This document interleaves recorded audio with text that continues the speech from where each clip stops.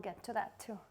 Hey, so this is going to be our third episode, and we're just going to continue talking about different topics.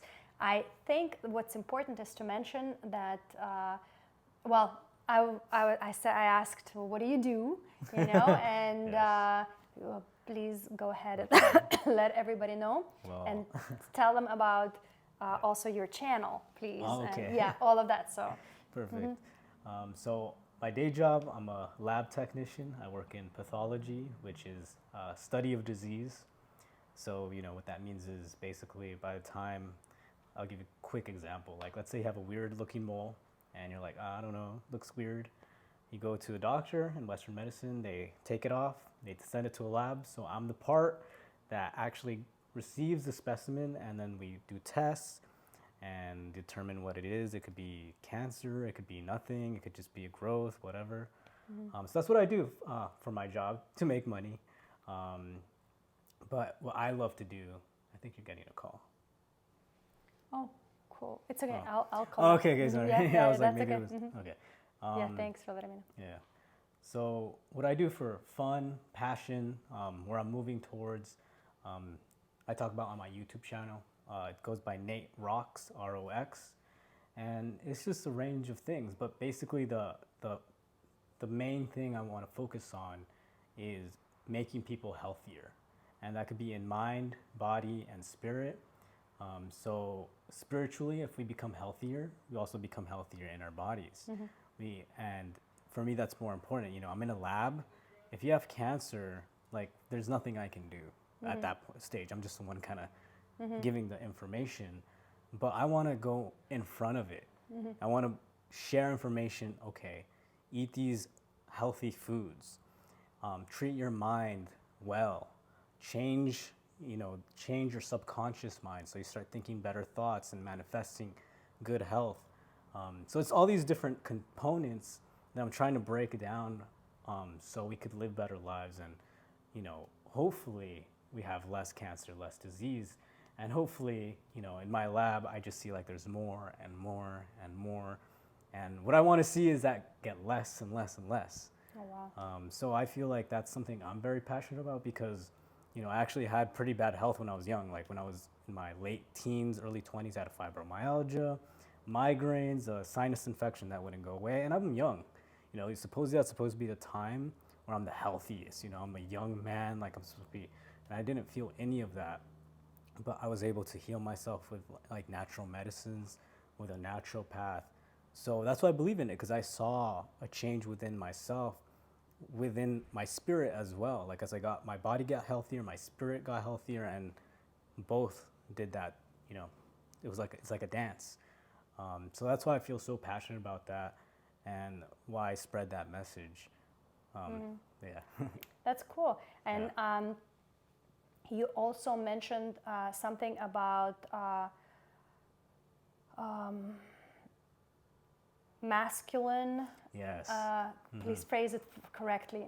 Yeah. So I also talk a lot about masculine embodiment. So I believe in polarity. There's masculine and feminine, and there's something that transcends that. I talk about masculinity because I feel like masculinity nowadays is very unhealthy. We don't have very good examples of what a healthy masculine is. And I really genuinely believe if we're able to heal the masculine side, I mean both sides, but for now, because I'm a man, I'm focusing on the masculine, we can develop young men that actually become the leaders of that world. And through embodying the masculine, and females have masculine in them as well, I'm not just talking about men, we're able to heal that wound. We'll manifest better lives, we'll manifest better relationships, we'll manifest a better world, because what we see is a very wounded masculine, whether it's very aggressive or very passive.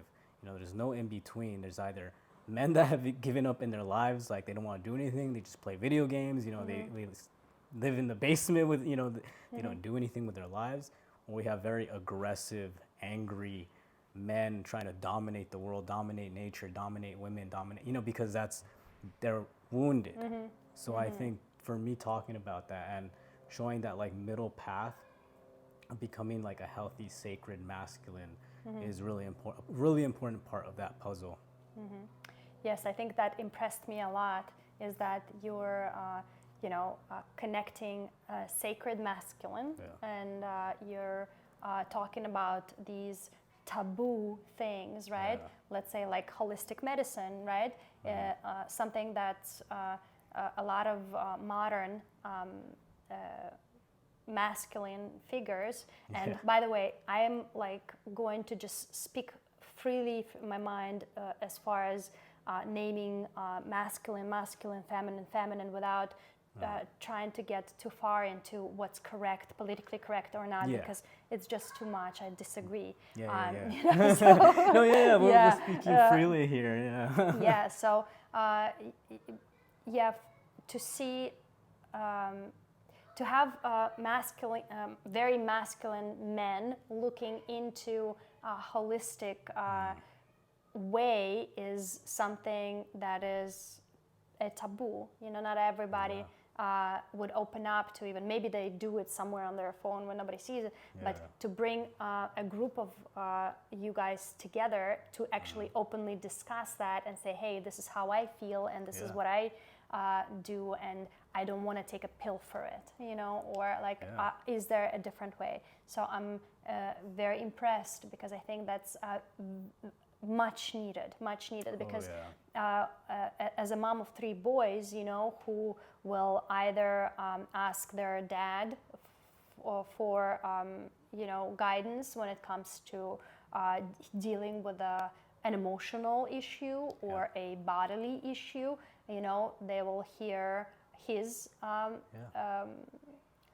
thing, or they probably won't even ask me, right? Or they won't listen to their mom when it comes to any of those things, right? Mom is there just to listen to them. Mom is there to cook for them, to make them, I realize that that's absolutely normal. So for me to say like, okay, if for example, their dad gives them one opinion, on how to deal with that, which is very westernized, right? Like, take Tylenol or do this or do that, I would love for them to have somebody else to listen to who will give them a different opinion and say, hey, this is okay to not take Tylenol, but to take this herb here, right? Exactly. Like that's a fantastic way of looking at it, because I think there's not enough of that, right? So thank you for bringing that into existence. Thank you. Into existence. I appreciate that. No, it's something I saw it missing because I didn't see it myself, because I was looking, I was looking for, again, we're not being politically correct. I was like, even in spiritual circles, I was like, there's a lot of women, which is fine. It's okay. But sometimes I'm like, I feel like I can't speak what I want, or I feel like I can't relate to everything. I feel like I'm different, and that's okay. If I have different needs, different wants, different perspectives on things, it doesn't make me less spiritual. It just might be a different side of it, different spectrum of it. And same with health. Like, men are not likely to seek help for certain things. Like, it's just because it could be both, we're conditioned that way, but also like maybe evolutionarily, like we're just like, if you're wounded, pretend you're not wounded so you can survive another day. You have to look strong for the tribe, or maybe strong for the family. And maybe we're not in those life or death situations now in the Western modern world, but like it's still in there somewhere, maybe generationally, or there could be so many reasons for it. But men need to realize like we're okay and we're safe, and we can deal with that. It doesn't have to be in a feminine way, like how a woman would deal with it, but you could still heal yourself. And it could look in many multiple ways. Like there's nothing wrong with wanting to approach it like not the Tylenol way. You want to take a different route, and if anything, it's better, because Tylenol is a symptom. Like it fixes the pain, but doesn't fix the pain of it, the deep one, where you're like, why are you feeling that pain? Where is that coming from?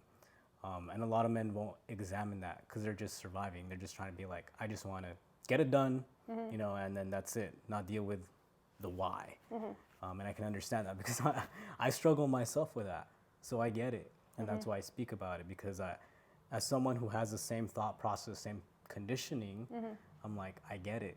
And maybe you don't want to listen to a woman. And I'm not trying to be misogynistic or sexist or anything like that. It's just more like you're going to listen to someone who has gone through the same things as you, or who looks like you, or who, you know, understands that I'm not going to treat you, you know, like a girl. You know, I'm going to treat you like a brother, and we're going to get through this. And that's very much needed now, brotherhood. There are like studies right now saying that men throughout the decades have less and less close friends. Women have stayed pretty much the same. It's decreased a little bit, but overall men, I think now have maybe one or two close friends that they can confide in. That's it. Like they don't have like that strong like bond with men. So do you really think they're like opening up, talking about their issues? Or maybe their father, you know, doesn't give them that good example. And it's good to have someone that they can like follow, that can give them different perspective, but they're still not like feminine. You know what I'm saying? Just so they feel comfortable with themselves. Right. But that's really good that you accept that about your children. You know, I'm not trying to be like, Oh no, absolutely. I can just see it. It's clear as day. You know, you can close your eyes and pretend that it's not there, but it's just there. They will not listen to me when it comes to, you know, their real, truly like intimate health issues.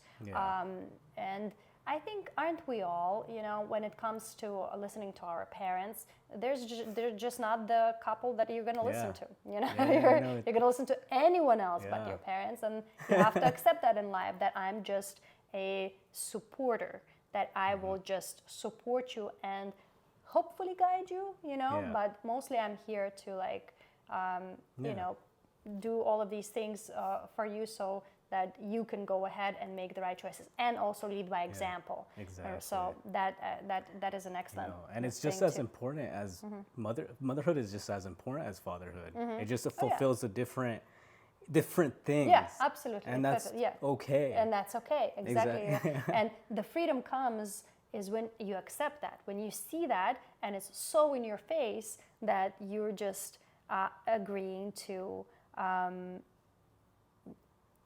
that being what it is and not changing it and appreciating it for what it is. You know, I really appreciate cooking for my kids and getting them, you know, ready for school and getting their clothes cleaned, and I'm not offended by it. You know, it doesn't make me a lesser of a being. I actually feel some sort of a huge expansion of my heart when I'm because that's what I can give, you know, and I get to give that. I get to give what I can. Isn't that beautiful? It's like so you know, beautiful. It's better than having any job that you're there and you're hating, you know, what you're doing and you're not disconnected. I'm super connected, you know, into all of that. But there is another point that I wanted to mention. To discuss about sacred feminine and sacred masculine, but specifically the female body and the male body. And, you know, with the female, with that we have our monthly cycle, I feel like males also have a monthly cycle. We're all cyclical creatures, but women have something to show for it, right? And men don't get that. Now for women, it's a cleansing, right? So you can have all this craziness going on and then bam, you're cleansed, you're done, you know. It kind of starts over. It refreshes your body and starts you over. Now from what I'm learning now about indigenous culture, that for men in the indigenous way used to be sweat lodge. It was a daily, weekly, monthly ritual, maybe monthly, you know, where you build a hut and you go through a sweat lodge, and all men would get together and they would, you know, go and sweat together.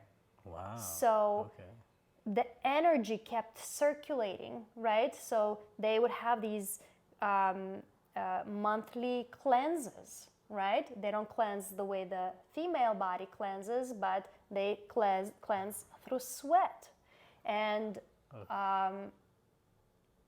when the colonizers came, they said that they can no longer build their sweat lodges, and not only their energetic circulation stopped, right, but also immediately thousands, hundreds of thousands of indigenous people died from diseases that were brought by the Europeans here, because all of a sudden you took away the sweat lodge, you also brought in new things that they didn't have any immunity to. So you lowered their immunity by taking away the sweat lodge, plus, and then bring them all this new bacteria and viruses that they, had absolutely no protection from, and these disasters happened.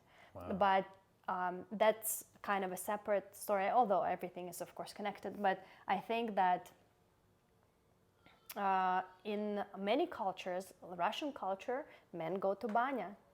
Do you know? They go to sweat. They go to sweat once a week, twice a week, once a week, once a month. Really? They go to sweat together. Yeah. Now, that is not to say that it's done in a way where you can actually cleanse yourself, because they also bring buckets of vodka and Oh, man. and a half The Russian chick way. and the Russian way, and there is a lot of food and drinking, and okay. so I don't know if that kind of slows down the process of actual regeneration, but that aside, I think that would be an amazing thing to look into for males to have like a cleansing ritual, because we're constantly, I envision a person as a energetic vortex, and we're constantly collecting habits, interests, hobbies, things, physical things. I like this today, I like that, foods,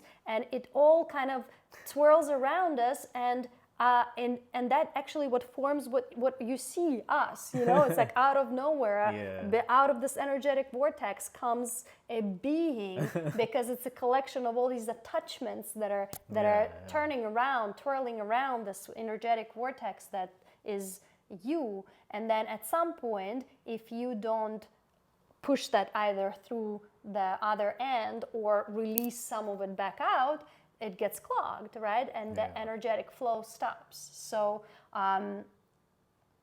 cleansing for a female body is, it's understandable how it happens, but there is also like cleanses through fasting, right? And you allow your digestive tract to stop. But if you really think about it, the biggest organ in our body is what?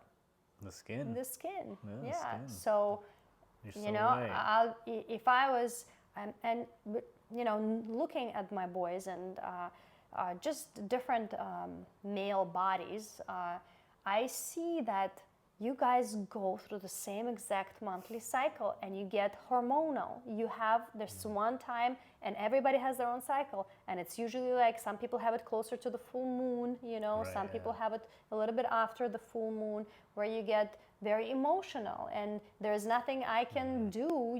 You're gonna be very emotional because that's your cycle.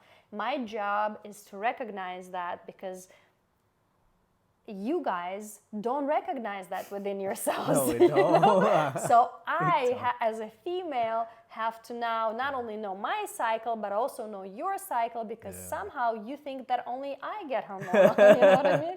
I'm so glad you're pointing that out, because when you commented on my video, that insight, and it like blew so in my brain. I never even thought of it. Yeah. It like. And it's if you really know the male that you're around all the time, you know that it's, if you already see the cyclical nature of things, you see that exactly on this day you're gonna have probably a fight. No matter what you do, you're gonna end up in that fight just because. And you, as a female and as a being, let's say I used to be before you get into spirituality, into self-awareness, before you get to be self-aware, you think that oh, it's your fault. You're thinking like, what is going on? You know, everything is around you. But then when you become a little more self-aware and aware of your surroundings, you realize that, oh my God, you know, this is cyclical. It happens all the time on a dot, exactly the same time of month. We have the same exact fight. Why? Yeah. Oh, maybe you're also having a cycle just like me, because, you know, I know that the day before my cycle comes in, that day, no matter what you do, it's going to be terrible. So just know that, you know, no matter what you do, I'm going to see it as you are a fan. I don't know how, but it's the strength of hormones when they overtake you. You know, there's very little that you can do sometimes. So having, you know, that balance is another story, but recognizing that, I think, is the first step. And we have this huge trouble between, you know, most males, because they don't even recognize that they're exactly on the same hormonal cycle as the females are. Yeah. And I think the first step is go to banya. Go to banya. Go to banya, sweat it out, release it. You guys have to release it, especially as you say, you know, modern masculine is expected, you know, not to release. And when they release through anger, it is more acceptable, you know, than the releasing through tears. Because all of a sudden, you know, you're not, if you're tearing, then, you know. And that's terrible, because that's where this takes, you know, our world into different conflicts, because we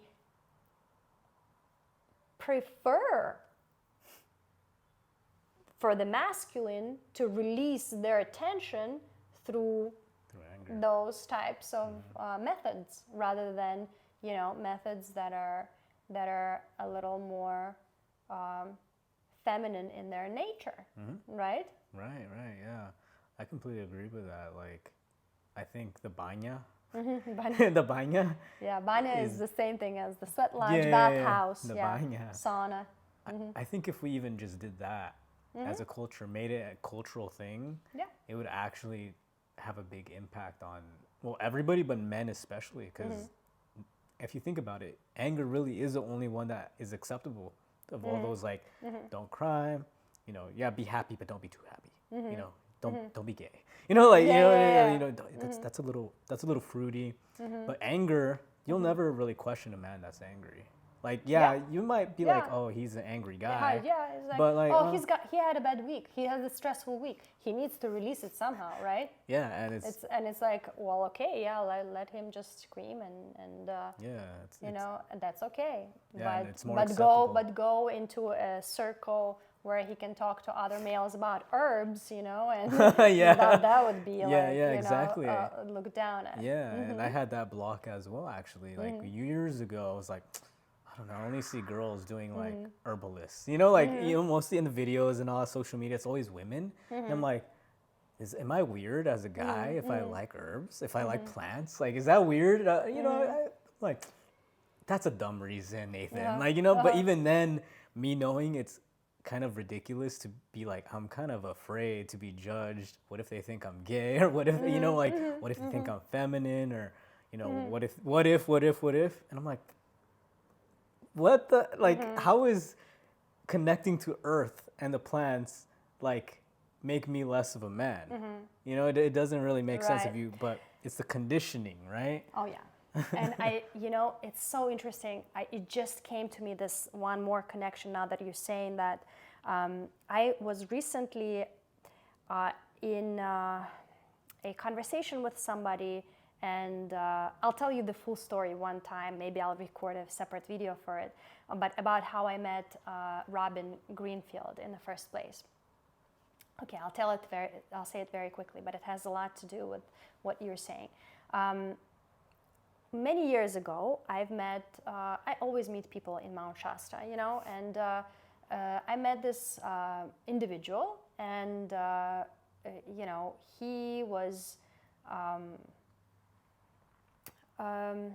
he feels like he's reincarnated either Saint Germain or Jesus, or there's a lot of those kind of human beings that I believe they unlocked that remembrance within them. Yeah. I've actually had unlocked that remembrance within me. This was the very beginning of my spiritual awakening, where I felt Jesus-like, and I felt very light. I was dressing all white clothes. I mean, this was just, that's the energy that was pouring through me. I've unlocked that remembrance, and it wanted to come manifest through me. So I understand where he is. I don't judge, none of that. I've seen people who feel that they're Mozart. Met people who, like they really truly connect with that energetic blueprint. Right. But I met him in the campground. We've hung out a couple of times with my friends, and he was, sharing his experience with us. And then another years passed by, and there were fires in Shasta, and he was living in the woods at that moment, and I was renting a house with me and my boys and my mom, and there was a huge fire, lots of smoke, and we saw him just walking up the mountain. And I said, boys, like, let's invite him over for like some tea maybe or whatever until the smoke goes away, because I don't know. So I stopped and I invited him, and then that turned into something different, meaning that he asked for a ride to Los Angeles with us, and I was like, well, okay, I guess you can ride. And then turns out that within the 2 years that I haven't seen him, he changed a lot. He picked up the habit of smoking weed. His perception was changed. Yeah. He was under the influence. And I was like, well, I don't want to, it's not my type of a person for the moment. So, and then some years went by, and now I met him this summer in Mount Shasta, and he was with a lady friend, and I was like, well, good for him, And then he like frantically approached me. I saw him another time, a couple of months ago. I was by myself in Shasta. He frantically approached me. Oh, do you think you can speak to me? And I said, okay.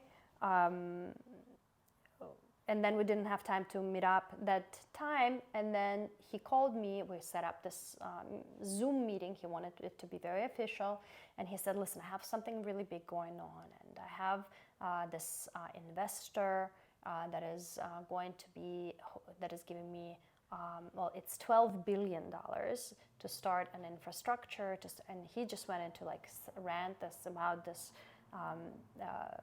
ecosystem that he wants to build. And I thought, well, I'm no one to make the call whether he's lying or not, but he asked me for my opinion and my vision of what I can possibly envision with the, building that type of infrastructure. What would I see? And the first thing that came to mind was Robin Greenfield and his experience. And I said, listen, if I was to build the world from scratch, meaning like a new community, right? Especially here in the US, I feel like everything that's happening, the homelessness, all these fires, is because the original seed that we've planted here is a tainted seed.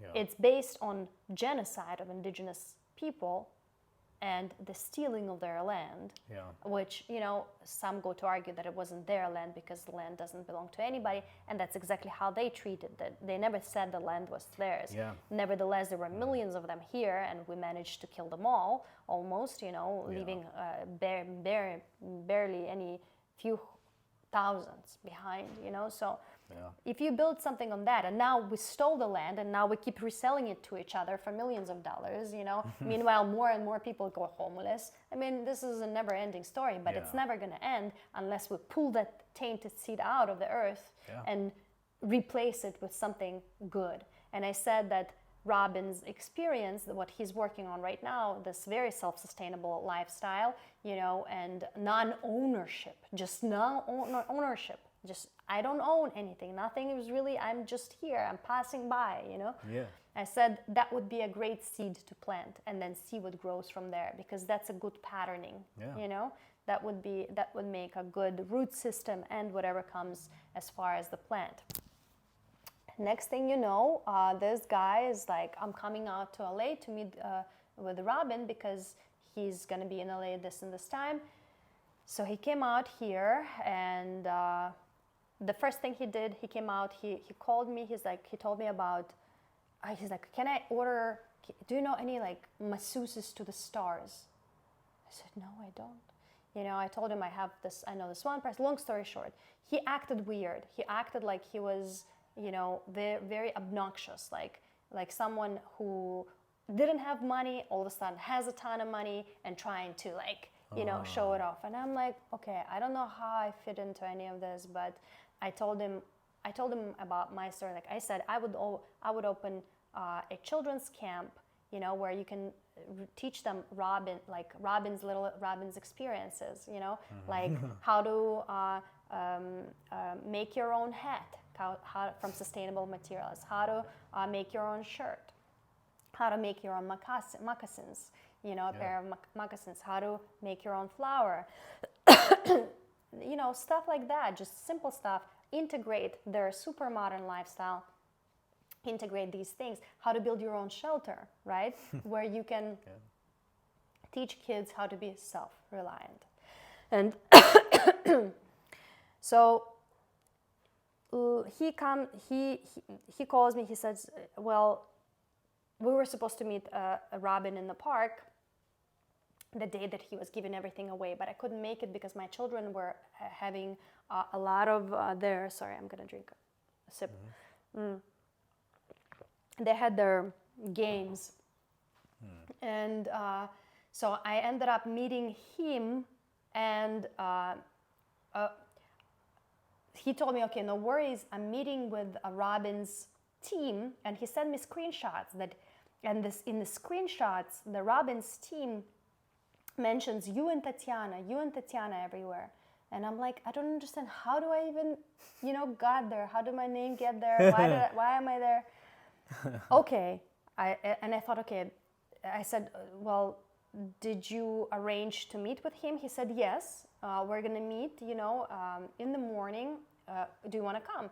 And I said, at that point, I already have to come if my name is already there, you know. So I came with him to see what it is that he's trying to do. Robin was busy for like an hour. He said, hang out, guys, if you can, and like come back in an hour. And in that hour, he spoke to me not about infrastructure and none of this, you know,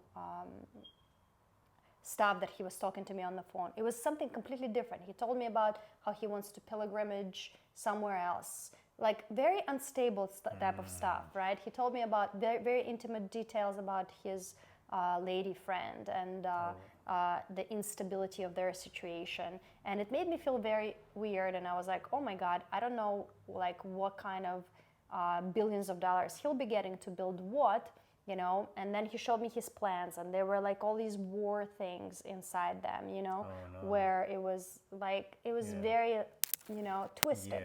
And so by the time we're meeting Robin, I'm like, you know, and Robin, how do you guys know each other? And whatever he's saying, is not the reality.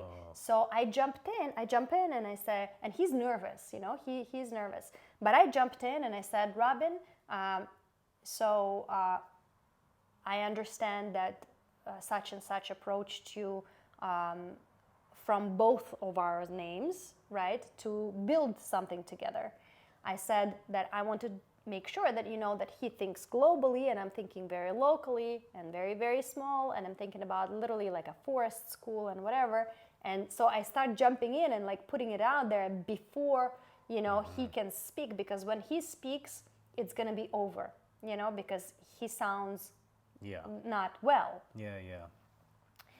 So as we're walking with Robin, and then at some point he stops, this individual turns around and says, well, you know, now it's my time to spend with Robin on my own. I think, you know, just I'm uncomfortable when there's other people around me. And I'm like, I totally understand, you know. I'm like, I already got my whatever I needed to get across, and I said goodbye and I left. He asked me to bring his stuff to his lady friend because he had it in my car. I did. She was offering me some money. I said, absolutely, I don't know what you're talking about. It was very, very, very crazy. And then a couple of hours later, he sent me, he didn't call me, but he sent me a voice message, right? Not like a call me and left me a voicemail, but one of those messages. So it's very cowardly, I consider it. If you want to say something like what he's saying, but what he was saying basically that he's connected to the higher realms, and he saw me lose my power, that I am so, I was so right about like so many things that I've said to him when we were just together. But when I saw Robin, he said, yes, I saw you lose your power because you were fangirling him. Those are the words that and he's like, and of course now he's more inclined to talk to you. So he'll probably be contacting you. I don't know what he meant by that, but obviously he would not want to contact him because it's evident that he's not well. Yeah. So yeah, of course.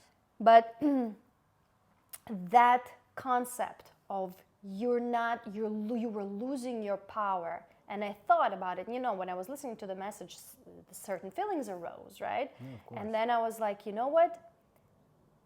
It's very peculiar that that's what he sees in me, because what he sees in me is a reflection of something within him, of losing his power. But the worst part about it is not losing his power and it's not being in your power, but the non-acceptance of it. Do you understand that we are not able to see this within each other? We hate when somebody is not in their power because we cannot accept vulnerable people. We are not willing to accept our vulnerabilities, and because we can't accept those, we cannot accept them within others. Do you understand that it drives us nuts to see somebody lose their power? Even if that's what happens. I was just trying to see the situation, from all different angles, from his aspect. How did he see it? Because I know how I saw it, that's it. But now let me see it through his eyes. And that's what I'm seeing. And that's what brings me to the point that you were making with the male being and vulnerability and not being in your power. We're taught that you have to stand in your power. I don't know what that means. I am not a powerful human being. I'm not searching to be a powerful human being. Power is not what I want. I want to be vulnerable and to be to be able to be vulnerable with myself and with someone else. Do you understand? Yeah. So I think that has a lot to do with the cycle and staying in your power throughout your cycle.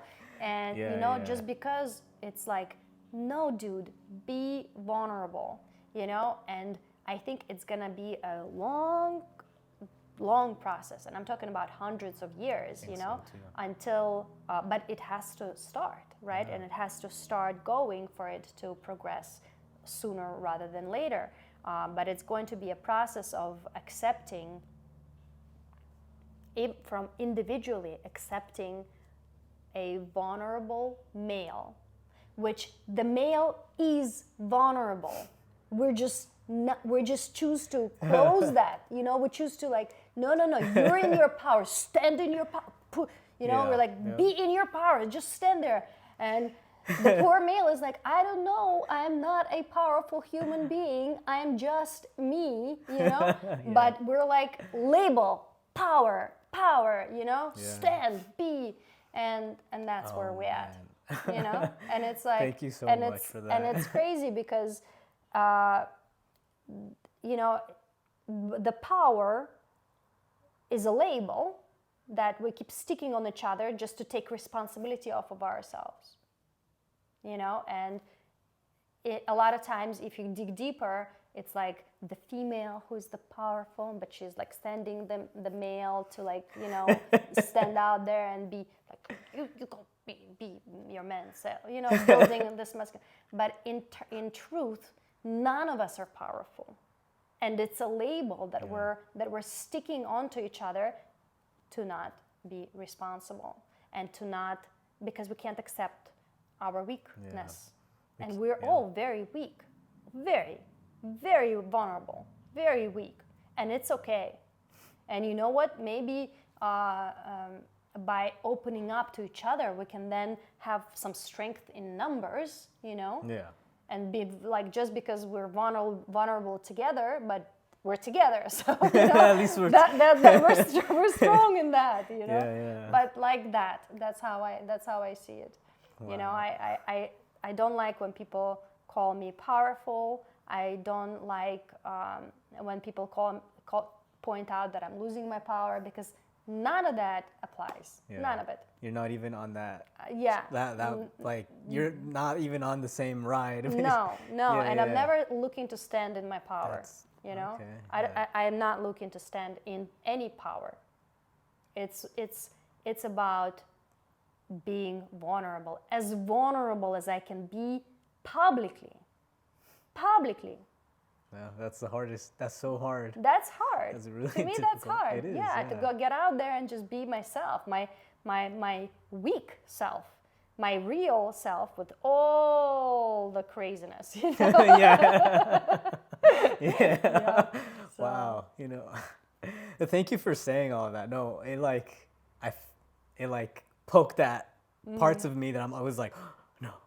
But I was like, Yeah. wait, that's what she's talking about. That is Yeah. exactly what she's talking about, because it's true, and I notice it in myself as well, because it's still there. I'll be like, no, like there's power in being vulnerable. It's so funny. Everybody, you can't. And It's you like still, that yeah. power still comes. It seeps through, right? It It's does. Like, it's like, yeah. Oh, be powerful in being vulnerable. It's like, dude, like, I know. No, Yeah, no, exactly. I'm just vulnerable. Yeah. There's no power in that. You know? Oh, yeah. But you don't want that. You don't want to see that. We don't want to see that in each No, other, yeah. because then It's scary. then who are we gonna look up to? Yeah. It's like, if we know the next person next to us is just as weak It's just as terrified, just as right? It's like, so we keep sending each other to stand in the power. Stand in your power. Oh my god. Yeah, Okay, this is but- the honest conversation that Yeah. we need. Like genuinely we need that. Yeah. And it's so rare. It's so rare. Like I'm laughing because I'm laughing at stuff I've said myself. I'm like, you're just playing, like Yeah. you're fooling yourself. Yeah. Like, Yeah. I think it just comes, it hits you. It's one of those contemplative things, where you keep going at it, keep taking shots, keep trying to be powerful, or whatever it is that you're trying. And then one day it dawns. It's like one of the cities, right? One of the gifts that you unlock in the gene keys. That you're just like, oh my God, I am weak. And I am so vulnerable in the face of these big things that are happening all the time. Yeah. And I'm just so vulnerable. And that's that. Yeah. And that's the end of it, and there is no, and trying to find beauty in that, acceptance of that, I think it's a beautiful process of getting there. Yeah. It definitely, it makes us uncomfortable. Like so uncomfortable. And that's why, like you said, like I don't want to be uncomfortable. Nobody wants to be uncomfortable, and that's the problem.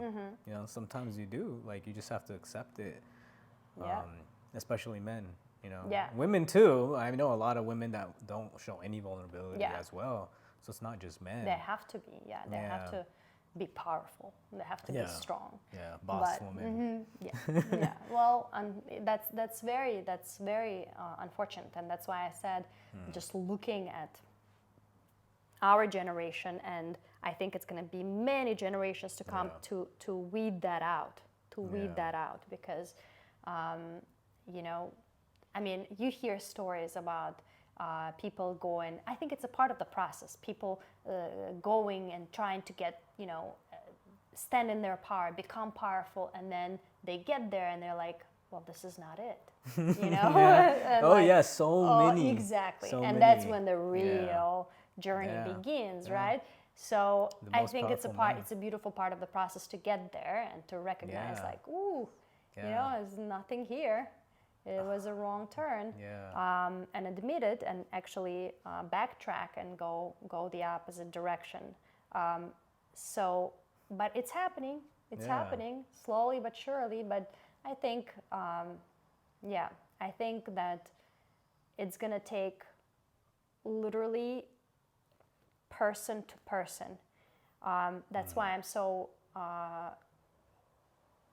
impressed, which is absolutely very true with Robin, you know, however negative that somebody can perceive that.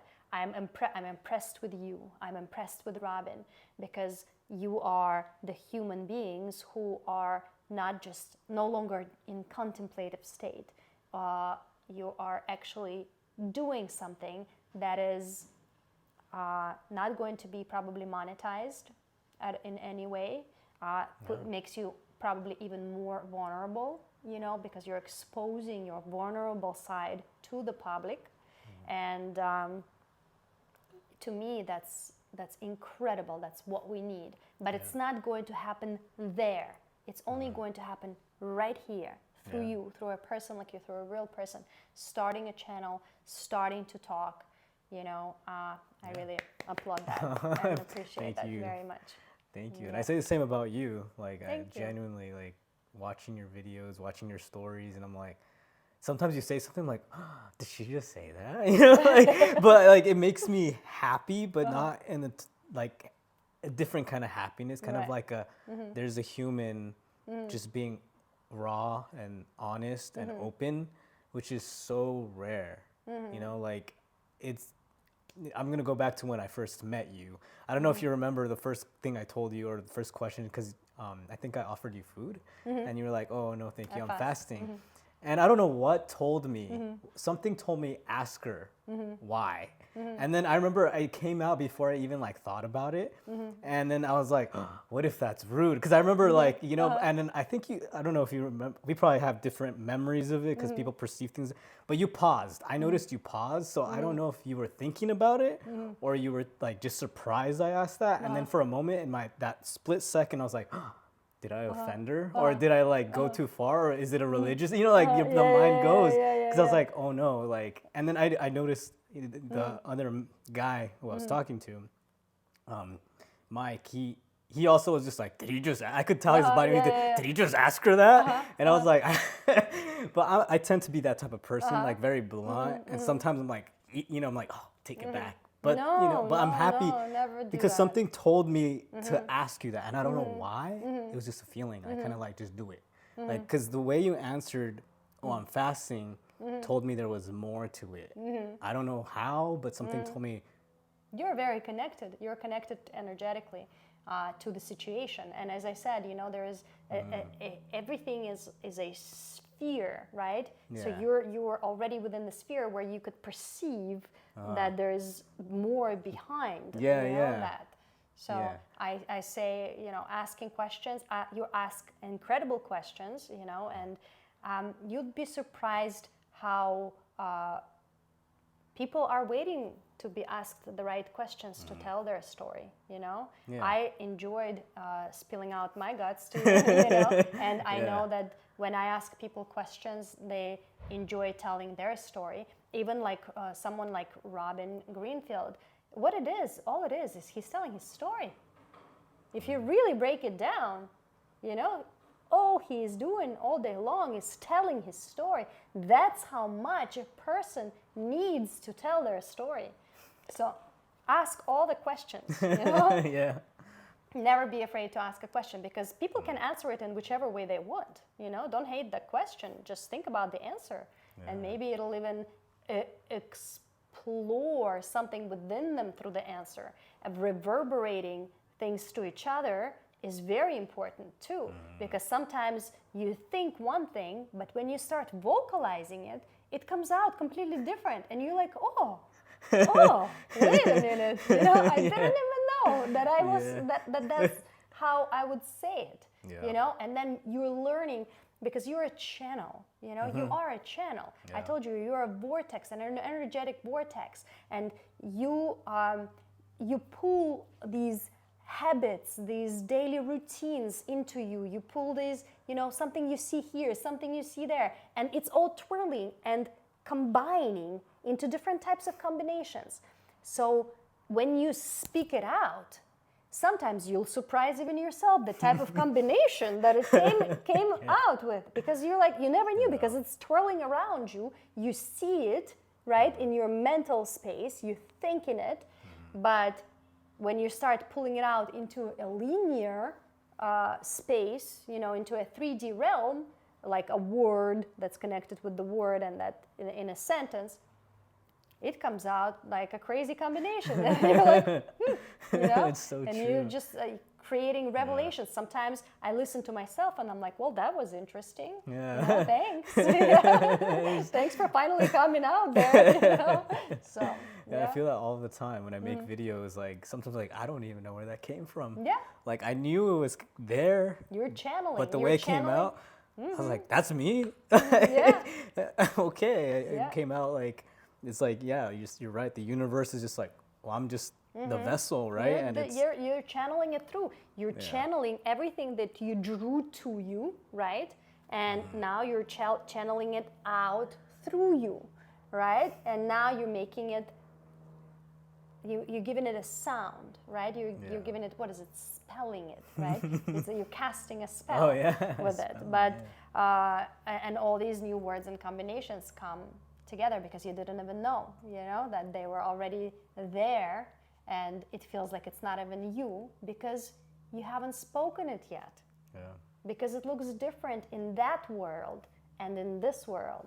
yeah. Do you understand? Exactly. That world, it's perception, it's knowing, it's all, it's everywhere at the same time, right? It's just one big vast picture. But when you start pulling it out here, it's different, Yeah. right? It's like you're giving it life. Yeah, you're giving it life, but you're also taking it into the world of, as I said, of sequence, right? All of a sudden, there is no sequence, right? There, everything is just is. And then here you're bringing it into a sequence, like a sentence where you have to have structure, you're structurizing it, right? If you switch some words around, it'll be a completely different meaning, Wow. right? Yeah. So you true. are Even the way you are- say it. Exactly, and you are the channel that allows that. And sometimes, you know, you're clogged and the words don't come out, and you're pulling them out, and you're pulling them out, and sometimes it just flows, and you're like, oh, so that was inside, you know, because you're a channel. You pulled that through, and now you can look at it here. Yeah. And even better when you have two. Like right now, right? Like it's like it intermingles, you know, or when a group and all that. Like now you're taking ideas from, like Tatiana said something that sparked something, a memory or some, and then now I'm connecting it and you're connecting it, and it's amazing. But how, also giving you a voice through conversation, right? yeah, That's just pulling this out of you. That's the beauty of the conversation. I think a lot of times when we go through spiritual awakening, it's a very what is it? When solo experience, right? You're a lot of times you're on your own.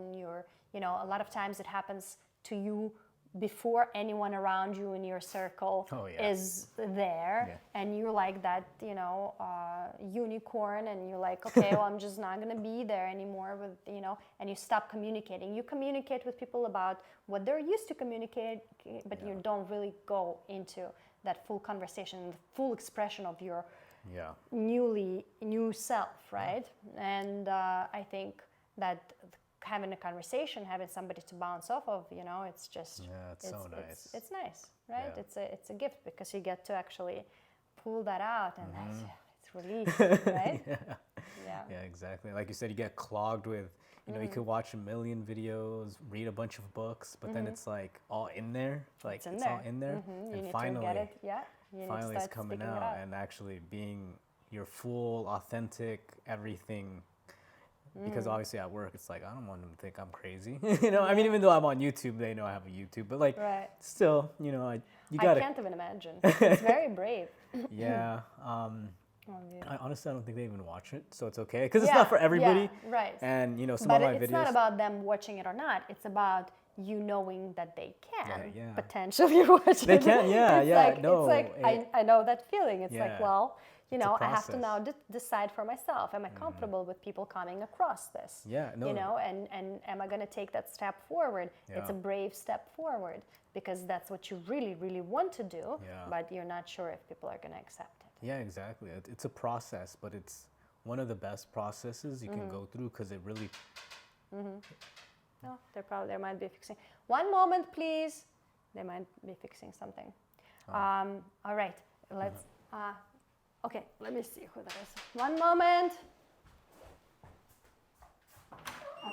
We're fundraising for our school. Would you like to buy some chocolate? Sure. 1 second. I'll buy some chocolate. 1 second. Give me a moment. You can come in, actually. Come in. No, it's fine. Yeah, you're okay? Okay. All right. Give me 1 moment. Let me just get a couple bucks.